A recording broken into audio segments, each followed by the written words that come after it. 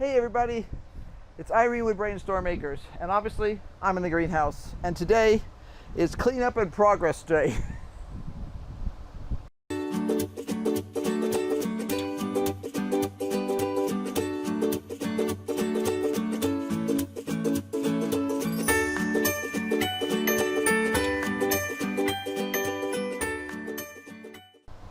So, I am behind. I'll be the first one to say that I'm about 2 or 3 weeks behind in terms of my planting and harvesting and everything else.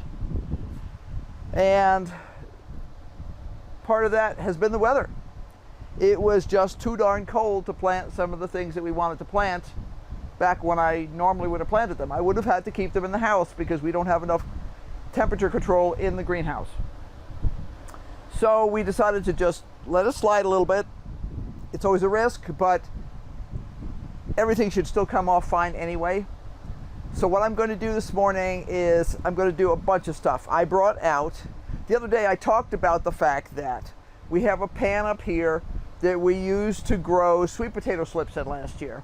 All we did was we took some sweet potatoes that had some sprouts coming off of them, and we put them in there and we watered them well and we fertilized them well, and they produced all the sweet potato slips that we used last year. Now, as a sideline, I would mention that Henry and I did an assessment the other day.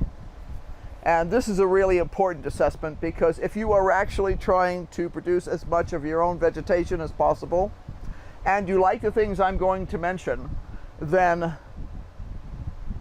it's important to know what will really hold in your environment without a lot of song and dance and major effort. So the one thing that we found this past year that was the best thing in terms of nutrition, storage, and all that other kind of stuff was sweet potatoes. We love sweet potatoes. And we often have trouble getting the kind we like in the grocery store. We like the kind with the orange flesh. And sometimes it's just not available. I think it's called Beauregard. I'd have to check my list. I think we were pretty confident that that's what we were growing, but I'll double check the list to make sure. But at any rate, we grew a large quantity of sweet potatoes last year. Now, we didn't have any fancy beds. We didn't have any song and dance routines. What we had was a bunch of 10-gallon pots and also a few old storage containers that we repurposed into sweet potato buckets. And all we did was we put these things out. Well, we started them in here. Then once the plants were obviously well established, we moved them outside. You don't have to have a greenhouse to start them. All you have to do is have a way to cover them if you get frost. Sweet potatoes are a tropical plant, so they are sensitive to frost. And the general rule of thumb that I see from everybody is once your sweet potatoes have been hit by frost, you should harvest them within a week, sooner if you can. Now, what we did was harvested some early, some later, but in the end, we were pushed by the fact that it had frosted. It's just what it does here. We have 4 seasons, and in the fall sometime it frosts. But you never know when it's going to frost. I mean, there's a date on the calendar, but sometimes it's totally irrelevant. We can get, I think our official date on the calendar is about the 15th of October, but we have seen hard frosts in September, and we have seen years when we did not get them until November. So you just need to be prepared to be able to cover with blankets, frost covers of some sort of a makeshift thing just to get you through the nights when it is too cold. But our conclusion was, of all the things we grew last year, the one thing, we are still eating sweet potatoes right now. And it is March. It is almost April. And that's pretty awesome because we really didn't count on it, but it's been a steady thing. We don't have them every week, but maybe every other week we have some sweet potatoes, and they're lovely and they're super nutritious, high in beta carotene and all that kind of stuff. They can be quite expensive in the grocery store here if they're available. So that was a big surprise for us, something we really hadn't considered when we were growing sweet potatoes. Our second best keeper was probably onions. And we grew two kinds last year. We grew duster and we grew candy onion. Multiple companies sell those seeds. We just happen to have gotten ours from Hoss Tools. We've also gotten candy from before from Johnny's Select Seeds, and I'm sure there's other companies that sell them. I used to be able to get candy onion sets in the big box stores. Now our big box stores just say things like white onion, red onion, sweet onion, storage onion, that sort of stuff. And that's not what I'm interested in. I want a guaranteed variety because I know what will work here. Now, the one thing you have to be aware of if you are growing onions is where you live. What is important to growing onions is your latitude. Now, if you don't know what latitude is, when you look at a globe of the earth and you were to lean a ladder on that globe, the rungs of that ladder is your latitude. Simple. And if you go to Hoss Tools, Johnny Select Seeds, or a bunch of other places, they will have a map that shows you what kind of onions you should plant for your area.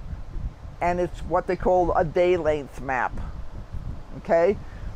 Onions are day length sensitive. That means that they will not produce properly in an area that has days that are too long or too short. When we lived in New England, our favorite onion up there was a Cipollini onion. That is a long day length onion because in New England, the sun comes up early and it goes down really late, like 9 o'clock, sometimes almost 9:30. Our days are long here, but they are shorter. We're actually on the borderline between intermediate and short day onions. Duster and candy are both, I believe, intermediate, but we're on the border, so it'll work. The problem comes when you try and grow onions that are from a dramatically different area. We did that one of the first years here that we grew onions. We tried to grow the Cipollini onions. One year we got small onions, but good production. The next year, all we got was green onion sets. They just didn't bulb correctly. And we didn't do anything different. It was just that the day length was a little different that year because of shade and sun and all that other kind of stuff. So it was just, it's so much easier to just follow the rules about onions instead of taking your chances. We decided it wasn't worth it. Now, if we were totally determined to grow long day onions, could we? Sure. All we would have to do is put them under grow lights. Okay? We live off grid. Grow lights are not something we use if we can possibly avoid it because it costs us electricity.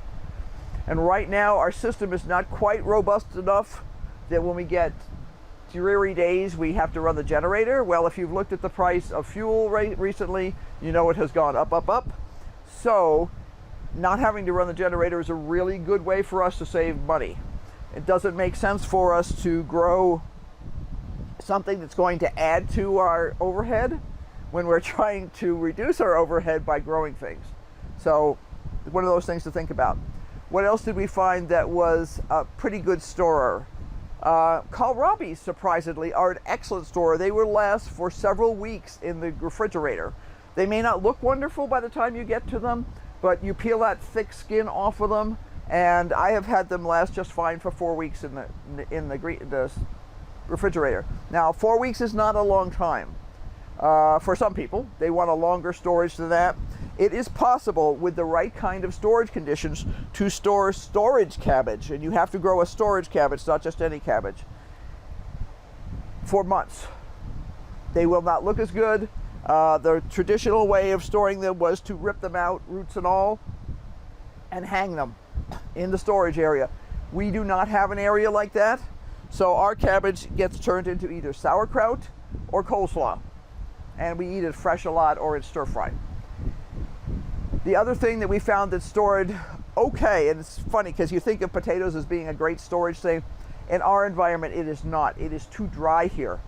So it is hard for us to keep them cool enough and moist enough. So while we do grow potatoes, and I think I have, let's see, 1, 2, 3, before, I currently have 4 buckets of potatoes in here, and I will be starting more in the next week or so. What we will be doing is we will be eating those as fresh potatoes, and we don't currently have much of a plan to store much in the whipped potatoes. They just don't hold here. You know, they just don't hold. They're awesome for a week or two, and then they start to dehydrate and all that kind of stuff. Is there a solution to that? Yes, you can can them, which we have done before, and you can dehydrate them. If you have a freeze dryer, you can dehydrate them for real and freeze dry them, and they'll last, you know, for eternity, like 25 years. We do not have a freeze dryer. That's basically a $25,000 or $3,000 item these days, and just not on our list. In addition, it does take power, and while the people who are on grid will say, well, it only increased my electric bill by $5, that's assuming you have inexpensive electric and you have that power to spend. We don't a lot of times because we are off grid. And our goal is to not spend any money on electricity. Now we're working on that. We have some cool projects that are going to be coming up that hopefully, cross fingers, will solve a lot of that problem. But if you are off grid, you always have to be prepared to use a generator at some point. What else do we grow that holds really well? Rutabagas. Rutabagas can be harvested, waxed with a food-safe wax, and stored in a cool location for a long time. I'll be honest, we don't usually do that because we like our rutabagas too much. So while I may harvest them all and I may stash them, I don't normally wax them. We do not have a frost-free refrigerator because we live off-grid and our refrigerator is propane. So those are not frost-free refrigerators. Those are the kind like your grandma had that you have to defrost every couple of months. And it will last for a goodly long time. We've probably kept them for a couple of months at least in a veggie drawer. It's a pain in the patootie to keep things like that in a veggie drawer when you have a slightly smaller fridge. We don't have one of those massive ones that you see in suburbia that's got this and that and the other thing. No, we don't. It's a nice refrigerator. It is bigger than your RV refrigerators, but it is not humongous. So for us to decide to give up one of our drawers just to rutabagas is pushing it. What else stores really well? Carrots. And carrots are cool because they have so much variation in the amount of time it takes for them to be ready. So first of all, a lot of carrots will hold pretty well in the soil. Now I've heard a couple of people fuss about the fact that they don't like hairy carrots and they don't like to have to deal with this and that and the other thing. Oh, for goodness sakes, put on your big girl panties and quit complaining. Having veggies that are fresh and yummy means that sometimes, if you've left them in the soil just a little bit too long, you will get hairy carrots. That hair, as they're calling it, is just the roots. I can live with that. If my carrots are not hairy, I will just scrub them and cut them and eat them that way. If I wind up with carrots that are a little furry because of that those extra roots in there, I just peel them. It's really not that big a deal. And it sort of cracks me up the things that people think of to complain about. The short carrots can be, when I say short, I mean the short growth time carrots, can be as short as like, I don't know, 65 days or something like that. That's only, you know, like a little bit more than 2 months. There may be even some that are shorter than that in terms of how long it takes to come from seed to maturity. If you stagger, if I plant, I'm going to pick numbers and they might not be perfectly correct. If I'm going to plant a 65-day carrot and a 85-day carrot at the same time, I'm going to get a harvest, and then 20 days later I'm going to get another harvest. So that's one of the easy things. Carrots, generally speaking, assuming you're not freezing them solid, will hold pretty well in the ground. We have overwintered carrots here before. I have a center bed in the yard that it's a big raised bed, and we actually used to call it the carrot bed because that's what we grew in it for years. I have overwintered carrots there, and I would take out 1 or 2 carrots at a time. That's actually the way I prefer to do it, but the problem with that is when the ground is frozen solid, you can't get your carrots out, and that happens sometimes. Now in the spring, you have to be careful to make sure you get everything out as soon as the ground is thawed, because sometimes they will rot. But meanwhile, you've had carrots all winter. This year, right now, we have still got a big stash of carrots in our drawer, and that's one of the other things that holds well. Do not wash your carrots when they come out of the ground. What I do is I take my carrots, I lay them out on something so that they can get good air circulation, and I allow the surface of the carrots to dry. I don't try and clean the dirt off or anything. Once they are slightly dried, like give them a few hours here because we're so dry, I can then dust off most of the dirt. I do not wash them. The minute you wash your carrots, it's kind of like washing many lettuces and other things like that. As soon as they're washed, they're going to spoil more quickly. So all you need to do is get them slightly dried off, make sure the dirt on them is knocked off. If you can, do not abrade the surface of the carrots. I put them in plastic bags and they go in my veggie crisper. They will last for a couple of months in there.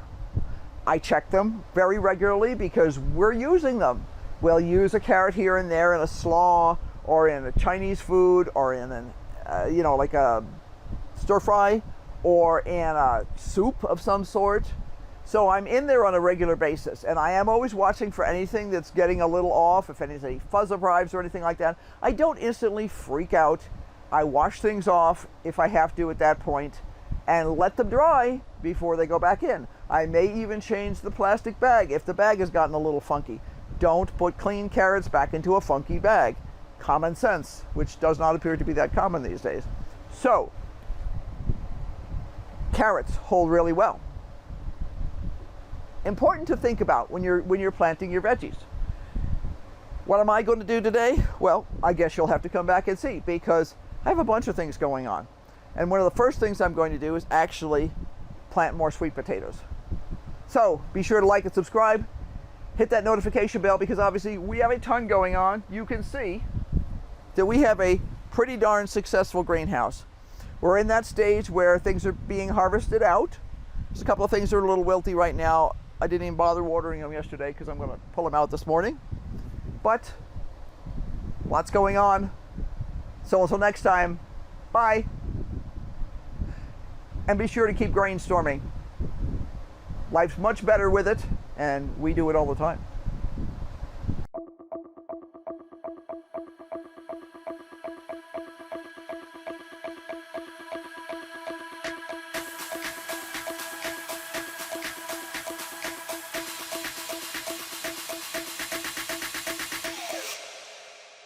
Do, do, do, do, do.